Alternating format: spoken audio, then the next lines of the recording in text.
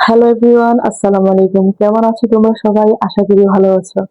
কাছে দূরে যে যেখান থেকে আমার ভিডিওটি দেখছো, যদি আমার ভিডিও ভালো লেগে থাকে তাহলে অবশ্যই আমার চ্যানেলটি সাবস্ক্রাইব করবে।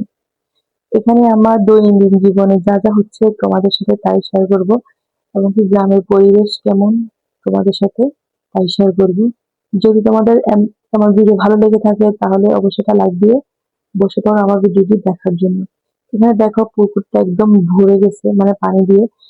পুকুরটা একদম খালি ছিল, বৃষ্টি হইতে হইতে আমাদের পুকুরটা একদম মানে পানিতে ভরে গেছে। আর পাখিগুলো, দুটো পাখি মানে খুবই সুন্দর লাগতেছিল।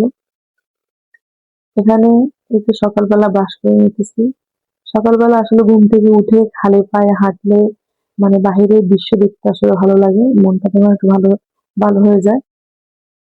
এখানে তোমরা দেখো আমার আলু ভাজা পিসটা একটু দেখো। মানে আসলে আমি দেখতে আসলে অতটা খারাপ না, সুন্দর আছে মোটামুটি ভালো। এটা বাচ্চা হওয়ার কারণে আসলে নিজের অযত্ন আমার এই অবস্থা হয়েছে। দেখ, তোমার সাথে আসলে মজা করতেছি, আসলে মজা করে বললো কথাটা কিন্তু সত্যি।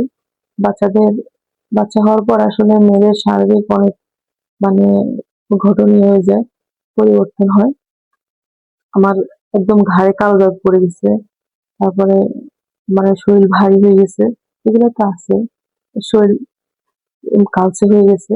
যেরকম আমি আসলে মাঝে মধ্যে মানে ব্রাশ করার মনে হয় যে টাইম পাই না, সকালবেলা ওঠার পর আবার বাচ্চা দুজনে উঠে যায়। এখানে একটু হাতটা ধুয়ে নিতেছি, তারপরে ফেস ওয়াশ দিয়ে ধুয়ে নেব। আজকে কিছুদিন যাবত আসলে আমি নিজে একটু যত্ন নিতেছি। এই ফেস ওয়াশটা কিনছি, যদি আমি আমার বাচ্চা হওয়ার সময়, দ্বিতীয় বাচ্চাটার সময় কোনো ধরনের কোনো ফেস ওয়াশ ব্যবহার করতে পারতাম না, আর করিও নাই। যার কারণে মানে মুখে একদম ব্রণ হয়ে গেছে, ব্ল্যাক হেডস, হোয়াইট হেডস এগুলো হয়ে গেছে। এই তো দুপুরবেলা যদি নাও ধুতে পারি, রাতের বেলা আবার চেষ্টা করবো আরেকবার ধোয়ার জন্য। যদি নিজের আসলে একটু যত্ন নেওয়া যায়, নিজের দিকে তাকাইতে একটু কনফিডেন্স কনফিডেন্স লাগে, ভালো লাগে। তবে আমি একটা ফেসওয়াশটা ব্যবহার করতেছি, ভালো রেজাল্ট পাচ্ছি। এখানে তো আমার শাশুড়ি আম্মা এখন মানে আমাদের যে গাছের কাঁঠাল পেকে আছে অনেকগুলো, আজকে একটা ভাঙছে।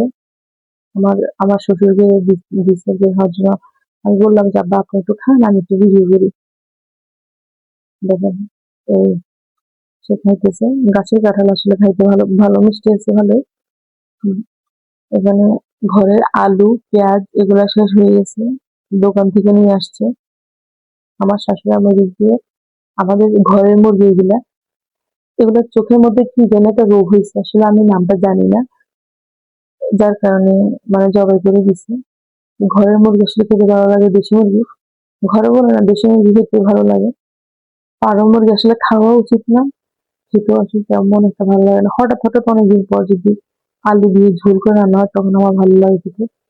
ঘরের মুরগি যেহেতু, ঘরের মুরগি জবাই করলে আমার একটা ভালো হয়, আমার ছোট মেয়ের জন্য রাখতে পারি। মানে কারণ এই যে কলিজাটা হয়, ফার্ম মুরগি আসলে খাওয়াই না। এখানে যে পলিথিন অনেকগুলো দেখছেন, আমরা পলিথিন আসলে ফালাই দিই না, মানে আশেপাশে ফালাই না, পরিবেশও নষ্ট হয়। আর মানে আশেপাশে নোংরা হয়ে থাকে, এগুলো সব পচেও না, মানে কোনো ইয়ে হয় না, জমে থাকে, খারাপ দেখা যায়। তা আমরা অনেকদিন জমাই, তারপরে আমরা এগুলো পোড়াই ফেলি। কারণ হচ্ছে, যেহেতু ইলেকট্রিক চুলায় রান্না করা হয়, তাই এখানে আমি মুরগি রান্না করতেছি। এদিক দিয়ে আমাদের বস্তায় আর কি আগের পাতা অনেকগুলা অনেক দিন থেকে পড়ে আছে, যার কারণে ইলেকট্রিক চুলা যেহেতু রান্না করি, এগুলো একটু পোড়ানো হয় না। তাই আজকে এগুলো আমার শাশুড়ি নামাই একটু শুকিয়ে নিতে, যেহেতু একটু রোদ দেখা গেছে, তাই একটু শুকিয়ে নিলে আর কি জ্বালাতে মানে ভালো হবে।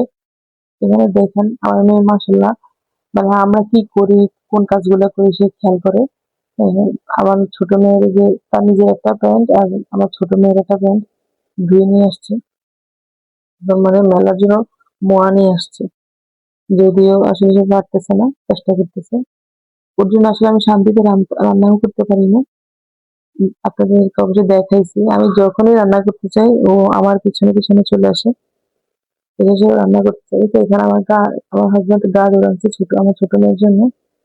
আর আনছে বরবটি, তারপর হচ্ছে এইগুলো কি জানি করলা, আর করলা, তারপর হচ্ছে ভিন্ডি, আর মাছ নিয়ে আসছে। সবজি যদি আসলে নিজে করা যায় আসলে অনেক ভালো হয়। যদি আমাদের প্রজেক্ট আছে যে মাছ আগে চাষ করতো নাকি এখন আর তেমন ফালায় রাখে কিন্তু খাবার টাবার দেয় না। যদি আসলে মাছ তরকারি এগুলো ঘরে থাকে তাহলে আসলে অনেক ভালো হয়। মানে ফরমালিন মুক্ত খেতে হয় না। তারপরে নিজের মানে সংসারের টাকা পয়সা আসলে বাঁচে। আজকে মাছ নিয়ে আসছি কই মাছ। যদিও আমাদের বেশিরভাগই পাঙ্গাস তারপর হচ্ছে তেলাপিয়া এগুলোই খাওয়া হয়। রুই অন্যান্য মাছও আনে। রান্না বেশিটা করতে চাই না বা আনতে চাই না কারণ আমার দুটো ছোট মেয়ে এগুলোর মধ্যে কই মাছের মধ্যে কিন্তু আরো ছোট অনেক ছোট কাঁটা থাকে। এগুলো হাজার বেশি